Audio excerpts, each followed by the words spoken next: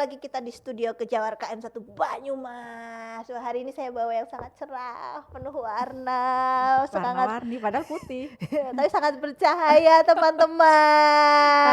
Hai. Ini adalah Mbak Arum, penyuluh KB dari Purbalingga. Siap. Mbak Arum, kalau aku menyapa teman-teman yang nonton namanya Banyumas Lover. Banyumas Lovers. Halo semua. Iya, teman-teman, kali ini khusus spesial banget mumpung Mbak Arum lagi main ke sini, jadi kita harus ngobrol nih Mbak Arum. Kita mau ngobrol tentang komunikasi. Mbak Arum lulusan ilmu komunikasi kan? Nah, agak bahaya nih. Jadi ini kasih curhatan dan sekaligus juga contekan ke teman-teman Banyumas Lovers ya. Saya di sini dipaksa dan nggak cuma dipaksa nih, nggak di briefing sama sekali. Tiba-tiba suruh duduk di sini, tiba-tiba Mbak aku mau nanya soal komunikasi. Ini kan kayak ngerasain ujian akhir gak sih? Tahu kan rasanya? Ujian akhir ketika kamu nggak sempat belajar. Nah, kayak gitu rasanya. Baiklah. Mungkin. Saya tidak percaya itu hoax teman-teman ya. Tidak mungkin seorang Mbak Arum tuh merasa deg-degan di sini ya. Tapi saya udah bikin perjanjian sama operator di sana. Pokoknya kalau hari ini rekamannya jelek, harus hapus. Del langsung, tanpa pengarsipan, del langsung. Padahal cerah banget Mbak Arum, kita mau ngomongin komunikasi ya teman-teman. Nah, Mbak Arum tuh kan udah lulusan ilmu komunikasi terus kerjanya sebagai penyuluh KB, kan udah tuh sejalan tuh, ahlinya ahli jadinya. Nah, tapi ketika kita ngomongin sebagai lulusan ilmu komunikasi gitu ya, sarjana ilmu komunikasi, magister ilmu komunikasi, disuruh ngomongin komunikasi. Nah, begitu akhirnya ketahuan belepotan, ketahuan ada yang keseleo sedikit, kan bahaya nih. Publik bisa menghakimi ya. Wah, ini bahaya nih, ternyata sarjana ilmu komunikasi Undip, magister ilmu komunikasi Unsud, wah tidak dipercaya nih berarti. Bahaya ini. Enggak, tenang teman-teman, memang kuliahnya mungkin sudah lama ya Mbak Arum, tapi kan setiap hari jadi penyuluh, kita belajar dari orang yang melakukan langsung nih. Ya udah deh, kayak gitu curhat aja deh sebagai penyuluh. Mbak Arum, kalau di ilmu komunikasi itu kan pasti beda sasaran, beda cara nih. Betul. Nah, kalau aku seringnya ngobrol sama teman-teman di kelas, kalau Mbak Arum sama masyarakat, Mbak Arum juga sering nih jadi narasumber kan. Susahan mana Mbak berkomunikasi di kelas atau dengan di masyarakat? Sebenarnya nggak ada yang lebih susah ya, tapi mungkin lebih ke gimana kita langsung cepat beradaptasi dengan karakter-karakter yang berbeda. Ketika kita ngomong di kelas, kebanyakan itu kan otomatis sudah satu visi, satu misi, dasar ilmunya juga sama gitu ya, jadi mungkin poin masuknya lebih gampang gitu kan. Tapi ketika kita ketemu dengan masyarakat, kita akan ketemu dengan bisa beragam budaya yang berbeda, dengan pemikiran yang berbeda-beda, dengan permasalahan yang tidak sama, dan juga tentu saja point of view-nya aja udah nggak sama nih, nggak mungkin sama gitu. Satu kali pertemuan itu point of view-nya bisa ratusan gitu kan. Nah, jadi itu mungkin yang kemudian menjadi sedikit kendala atau mungkin tingkat kesulitannya agak sedikit berbedanya di situ. Enakan mana nih Mbak ngomong berkomunikasi dengan satu orang, satu-satu, atau lebih dengan banyak orang? Enggak ada yang lebih enak, artinya gini, ketika kita memang butuhnya konseling misalnya, tentu saja lebih enak tatap muka ya, langsung berdua saja gitu ya, di tempat yang relatif terjamin rahasianya. Cile, Ngomongin apa nih? kayak mau gibah jadinya. Terjamin rahasianya, bukan kayak konseling malah mau gibah ya, maklum follower Lambe Turah. Aku juga. Nah, tapi ketika kita memang butuh untuk menyampaikan sosialisasi kepada masyarakat, tentu saja memang kita membutuhkan penyuluhan yang mana lebih mengumpulkan banyak masyarakat. Mungkin dalam situasi-situasi tertentu kita membutuhkan suasana penyuluhan yang memang menghadirkan banyak keluarga atau pasangan atau sasaran yang memang jumlahnya langsung banyak sekaligus atau biasa kita kenal dengan penyuluhan massa. Gitu, tergantung kebutuhannya sih. Oke, Mbak Arum kan sebelum jadi penyuluh nih udah jadi sarjana ilmu komunikasi, berarti S1-nya komunikasi. Betul. Nah, apakah karena jadi penyuluh terus S2-nya jadi komunikasi juga? Enggak juga sih, dari dulu itu emang cita-citanya pengen melanjutkan magister ilmu komunikasi. Oh gitu. Lebih ke pengen memperdalam memang, karena memang passion-nya dari awal dulu, dari SMA memang sudah pengen jadi sarjana ilmu komunikasi gitu. Walaupun pada waktu itu nggak ngerti komunikasi itu seperti apa. Saya waktu itu kenal dengan salah satu kakak tingkat yang jurnalis gitu ya, yang kemudian diterima di ilmu komunikasi Undip pada waktu itu. Dan kok dia keren ya gitu, bisa nulis yang sangat bagus, Oh, dari bisa situ. berkomunikasi dengan keren gitu ya. Jadi kayak jadi role model saya, wah saya kalau masuk di ilmu komunikasi Undip kayaknya bisa sekeren mas-mas ini nih. Oh, dari awal naksir ya. Kagak. No love story before ya. Nggak ada. Ini bahaya ini. Nanti terlalu banyak cut-cutnya. Wah, harus sudah banyak rahasia ya teman-teman ya. Sangat menarik nih. Mbak Arum, berarti di lapangan itu sebagai penyuluh kan ilmu komunikasinya banyak sangat kepake gitu kan. Sangat Ada kepake. nggak momen paling sulit itu menghadapi orang yang gimana gitu pada saat mengajak ngobrol atau berkomunikasi? Yang paling sulit adalah ketika kita tidak mengenali dan tidak mencoba mengenali sasaran kita. Tidak mencoba, tidak Betul. mengenali Dan tidak mencoba mengenali. Itu pernah kejadian pada waktu saya dulu awal penyuluh. Ini pernah saya ceritakan ke beberapa teman juga. Gimana tuh? Nah, waktu itu saya harus menggantikan teman untuk datang ke kelompok BKL. Di kelompok BKL-nya binaan dia nih. Nah, saya kan punya kelompok BKL sendiri. Iya. Nah, pada waktu itu kelompok BKL saya itu paling seneng dapat tausiah.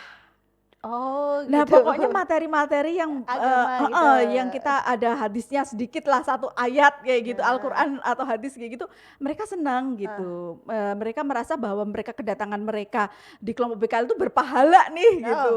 Nah, ya. Jadi saya pikir ketika saya harus menggantikan ke teman saya, kelompok BKL teman saya, waktu itu teman saya berhalangan hadir, saya pikir oh ini kan sama nih, sasarannya sama-sama lansia. Oh, saya mau tausiah juga di sini. Pasti langsung diterima sebagaimana saya biasa di kelompok BKL saya gitu ya.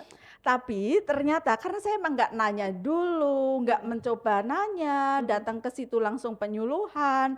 Akhirnya ketika penyuluhan, hadis yang saya bacakan saudara-saudara Apa yang terjadi? langsung diralat, dikoreksi oleh ketua BKL ya. Saya baru tahu ternyata ketua BKL-nya adalah mantan santri. Salah sasaran nih. Gitu. Itu awkward momen saya ya. Jadi saya tidak pernah tidak gagal gitu ya, tidak pernah gagal, saya pernah gagal juga gitu ya, nggak apa-apa, jangan khawatir, di mana kita pernah gagal di situ kita belajar. Wih, squad baru nih teman-teman. Wah, ternyata juga harus gitu ya, mencari tahu dulu dan belajar mencari tahu dulu. Betul, harus kenali sasaran dulu minimal kan, jadi kita menyampaikan materinya tepat juga sesuai dengan kebutuhan mereka. Itu kalau nyampein materi ya Mbak Arum, benar-benar. Nih, setelah berapa lama jadi penyuluh kalian Mbak Arum? Dari tahun 2010, berapa tuh? Wah, aku 13 tahun ya? iya ya, 13 tahun ya. Lama juga ternyata Iya, ya. kalau anak berarti udah remaja Udah ya. remaja, Woi, udah ikut kelompok BKR nih. jadi ingat nih teman-teman, ngomongin remaja. Komunikasi antar generasi juga beda nggak Mbak Arum, berkomunikasi kayak dengan yang lebih tua, remaja, anak-anak itu juga ada bedanya? Betul, beda banget. Jadi kalau sama yang lebih tua kan tetap kita harus masih menjunjung unggah-ungguh ya. Oke, Iya, betul. karena kita di tradisi itu ya, yang mana kita tetap harus menghormati beliau, mungkin harus sedikit menggunakan bahasa krama juga gitu ya. Tapi ketika dengan remaja sekarang itu kan sudah berbeda dengan eranya saya nih. Betul Iya, sekali Mbak kalau Arum. eranya saya ketika ada orang yang lebih tua berbicara, maka ya kita sebagai orang yang lebih rendah secara usia gitu ya, Iya. itu kan akan menyimak dengan seksama gitu ya. Betul. Nah, tapi kalau remaja sekarang kan tidak bisa seperti itu. Kalau dia misalnya pengen HP-an, ya HP-an aja, tidak mau nyimak gitu ya. Kalau dia memang nggak pengen mendengarkan, ya udah nggak mendengarkan gitu kan.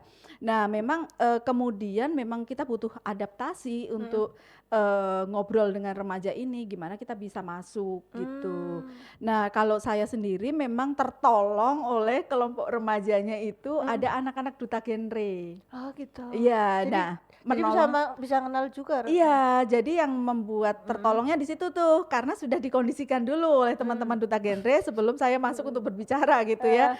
Jadi akhirnya menjadi lebih mudah gitu. Nah, sebenarnya. Kalau mungkin ada yang punya pengalaman nggak terbantu sebelumnya, dia langsung masuk ke kelompok, ya saya bisa memahami kok kesulitan itu. Emang gimana sih Mbak ngomong dengan remaja yang masa kini? Mungkin kita harus ini ya, harus sesuai dengan keadaan sekarang gitu ya. Contoh misalnya, Mengikuti berarti ya? saya pengen cerita nih. Ketika kemarin ada kasus misalnya pelecehan seksual, mungkin saya tidak terlalu mendetail terkait kasus itu karena saat ini masih dalam penanganan tim harapan gitu ya. Tapi intinya yang di sini yang ingin saya sampaikan adalah golongan tua itu akan langsung mengatakan bahwa batasi penggunaan HP ke anak. Ya. HP anak itu disensor, hanya bisa digunakan untuk aplikasi-aplikasi tertentu saja. Ya. Orang tua harus ngecek HP anak secara rutin. Kemudian anak tidak boleh main HP di luar, jadi anak main HP-nya dalam kontrol orang tua dan seterusnya. Intinya adalah orang tua zaman dulu itu memang cenderung mengambil keputusannya dengan masalah-masalah terpaan atau paparan seksualitas di media sosial, kemudian langsung membuat pembatasan-pembatasan yang seperti itu, pembatasan-pembatasan terhadap alat komunikasi, terhadap Android, akses ke internet dan seterusnya. Nah, kalau saya lihat apakah itu efektif gitu ya, yang itu harus menjadi pertanyaan kita bersama-sama itu, harus menjadi koreksi kita bersama-sama gitu ya. Efektif nggak sih gitu? Karena kalau saya pikir ya, dalam kasus lain, pernah dengar kan ya, bapak-bapak banyak yang punya HP 2, HP 1 masuk rumah, HP satunya nggak sampai rumah. Nah artinya sebenarnya yang perlu dicegah itu HP-nya atau orangnya? Orangnya dong. Orangnya kan, orangnya yang dengan kesadaran sendiri ya, untuk tidak melakukan atau menyalahgunakan Android yang dia miliki kan. Nah menurut saya juga demikian, jadi kalau dalam kasus-kasus seperti itu menurut saya yang perlu dicerahkan gitu ya, itu si remajanya ini gitu ya, dia diberikan pengertian sehingga dengan kesadaran kalaupun misalnya dia sampai terpapar pornografi ataupun seksualitas yang lain, dia tidak terjerumus ke situ gitu. Kalau kita mungkin berkaca dari Deddy Corbuzier misalnya, gimana tuh? Nah, Deddy Corbuzier itu bahkan menemani Aska anaknya untuk nonton film porno bersama-sama gitu ya. Saya tidak mengatakan bahwa ini benar ya, saya tidak menyetujui ini benar gitu ya. Tapi maksudnya kita punya perspektif lain nih bahwa dukungan orang tua, bimbingan orang tua itu bisa beragam bentuknya dan kita sebagai orang tua ini yang lebih paham nih. Seperti apa sih terapi yang paling tepat, pendekatan yang paling tepat untuk menghadapi anak-anak kita gitu, anak-anak remaja khususnya gitu. Betul. Menarik juga ya. Ya soalnya generasi sekarang tuh masuk Gen Z itu ya Mbak Rom. Banyak rumor bahwa mereka itu lebih kreatif, lebih cerdas, lebih bisa mengemukakan pendapat dibandingkan generasi sebelumnya, seperti generasi kita Mbak Rom. Nah cuman kan generasi yang bagus ini kan pengennya biar kedepannya makin bagus gitu ya.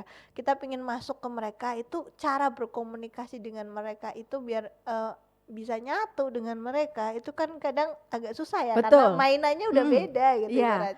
Yang pasti kan kita nggak boleh menggurui, nggak boleh menggurui, tidak boleh menghakimi. Menggurui, menghakimi. Iya, kita harus menjadi berperan sebagai sahabat atau teman dari remaja itu. Ketika kita sudah menggurui ataupun sudah menghakimi, maka putuslah ikatan yang sudah terjalin dengan remaja itu gitu ya, karena jadi susah masuk lagi. Susah karena mereka cenderung lebih melek gitu ya, secara ilmu pengetahuan, secara media itu kan sudah lebih melek dan pemikirannya lebih terbuka dibandingkan kita yang cenderung lebih kolot gitu ya.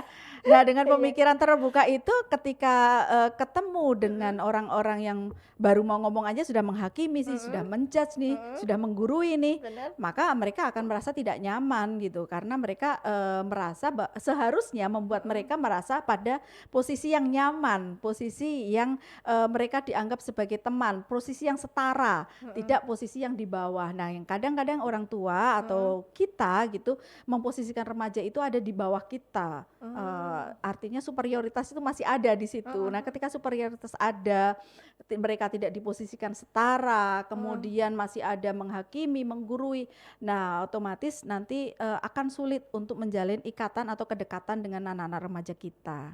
Saya rasa seperti itu. Bener nggak sih? Jawabannya super lengkap. Nah, ini kembali nih Mbak Arum ke komunikasi. Tadi begitu kalau berkomunikasi dengan remaja. Aku pernah dengar kalau komunikasi ngomong sama cowok sama cewek kan juga katanya beda. Yang kalau di urusan rumah tangga tuh katanya masalah terbesar itu berkaitan dengan komunikasi gitu, Betul. sama dengan istri gitu. Ini kan karena kita sesama perempuan nih Mbak Arum. Emang gimana sih Mbak Arum ngomong sama laki-laki? Agak-agak curhat ini jadinya ya nanti ya. Aduh, ini mungkin boleh ditayangkan di Lambe Turah. Kalau kita bawa artis deh, artis kita lokal. Nah, oke. Jadi memang untuk berkomunikasi remaja tadi sudah. Kemudian masih ada nih permasalahan selanjutnya yaitu komunikasi perempuan dan laki-laki. Beda juga itu ya? Beda masalahnya. Iya, kalau perempuan itu sebenarnya kan lebih pengen didengar. Dia tuh lebih pengen untuk curhat, mengungkapkan 1001 kata gitu ya. Tapi sebenarnya nggak butuh solusi gitu. Oh iya? Iya, ketika diberikan solusi itu jadinya justru kayak yang ngerasa, kamu kok nggak care sih sama aku? Oh iya bener. Kamu kok kayak nggak peduli sih sama aku? Kamu kok nggak berempati sih sama aku, nggak bersimpati dengan masalahku gitu ya. Nah sedangkan secara genetis laki-laki ketika mendengar curhatan, mendengar satu permasalahan disampaikan oleh perempuan, dia akan cenderung untuk mencari apa solusinya. Sehingga kata-kata yang keluar dari laki-laki adalah solusi, solusi, solusi. Nah sedangkan kita nggak peduli itu, kita nggak peduli solusinya, kita cuma butuh didengar, kita cuma pengen merasa nyaman, butuh shoulder to cry on. Nah ketahuan kan usianya ya, Bryan Adams. Oh gitu, terus biar ini biar nyambung gitu loh Mbak Arum, biar gak ada pertengkaran, kita harus memahami berarti ya. Betul, memang kita harus memahami dan saling menerima, saling mengerti posisi. Laki-laki juga perlu mengerti, kadang-kadang perempuan itu cuma butuh didengerin doang kok kayak Gak gitu. ribet tuh, cuma mau didengar. Iya, bener loh. Oh gitu, baik-baik, mantap nih, jadi dapat ilmu baru. Oh ya, emang laki-laki suka gitu ya Mbak Arum, karena mungkin mereka merasa dirinya sebagai pemimpin ya Mbak. Betul. Jadi menempatkan dirinya ya. Ya, ilmu komunikasi gitu Mbak Arum. Dan Mbak Arum mungkin kan nggak banyak tuh orang yang kuliah kayak Mbak Arum mempelajari komunikasi sampai dalam gitu ya. Banyak sengaja baca tentang komunikasi itu kan jarang gitu ya, sekolah gitu khusus kan nggak semua orang nih sekolah komunikasi nih. Bagi tips dong biar pintar berkomunikasi. Oh, pintar berkomunikasi untuk apa nih? Untuk merayu kah? Ada ya? yang paling jitu nih ilmu yang mana nih Mbak Rom? Soalnya kalau berkomunikasi untuk beribik dan merayu ini saya panggilkan teman saya nih. Oh beda lagi tuh itu. Saya bukan ahlinya ini, ada yang ahlinya ahli intinya inti, core of the core. Salah ini. Kalau enggak ini deh, kalau setidaknya ngomong di depan orang, ngomong di depan umum tuh enak gitu Mbak Rom. Kan ada tuh orang yang pengen ngomong A tapi harus ke C, D, E, F, G, H, I, J gitu. Ada yang enak aja gitu. Wah ini kalau misalnya saya menyampaikan ini, wah jangan-jangan ini ada juga nih yang berpikir, waduh ini Bu Arum ngomongnya aja belum enak, kok udah ngomongin cara ngomong enak. Enak kok, menurutku enak. Nah sebenarnya tips untuk berkomunikasi yang paling penting adalah berlatih. Pokoknya berlatih, iya harus sering-sering untuk berbicara di depan umum. Kalau belum ada momen untuk berbicara di depan umum, berbicara di depan kata gitu ya. Kita di depan kata. Di depan kaca. Oh, di depan kaca, baik. Salah ya saya ya. Keselio dikit nih berarti. Jadi biasakan untuk mendeskripsikan, kita bisa mencobanya dengan teknik sederhana nih. Biasakan untuk mendeskripsikan satu barang, apapun barang yang kita pegang dengan sebanyak mungkin kalimat. Oh iya. Jadi misalnya nih, pegang jam tangan nih Mbak Mola nih. Jam tangan. Silakan dideskripsikan. Aku di tas guys. Oh iya, aku pernah dengar itu Mbak Rom. Iya benar. Latihan ngomong, ternyata susah loh ngomong. Berapa menit ya Mbak Rom ya? Latihannya 5 menit ya? Iya. Deskripsi jam tangan hitam, dia berfungsi gitu-gitu ya Mbak Rom? Betul. Tanpa putus ya? Tanpa putus. Kita latihan mendeskripsikan barang yang sebenarnya itu sudah sangat familiar, biasa kita pegang, biasa kita gunakan.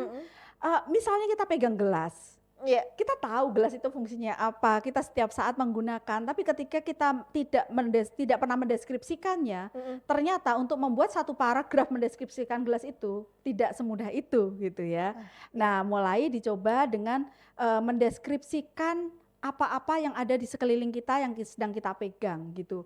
Tanpa jeda, tanpa putus, pokoknya kita berlatih itu terus-menerus setiap hari, itu akan mempermudah kita untuk lebih mendalami gitu ya, mendalami tentang public speaking gitu. Nah, selanjutnya di tahap selanjutnya kalau misalnya memang ada cermin, berartinya di depan cermin. Di tahap lebih lanjut lagi kalau misalnya memang sudah punya kesempatan untuk berbicara di depan umum, ya selalu membuat catatan kekeliruan atau hal-hal yang perlu Betul, benahi. improve, dibenahi ketika punya kesempatan yang lain lagi. Oke, gitu tuh. Coba deh deskripsikan gelas, coba 5 menit aja. Nah, itu Coba PR-nya ya. PR tuh teman-teman.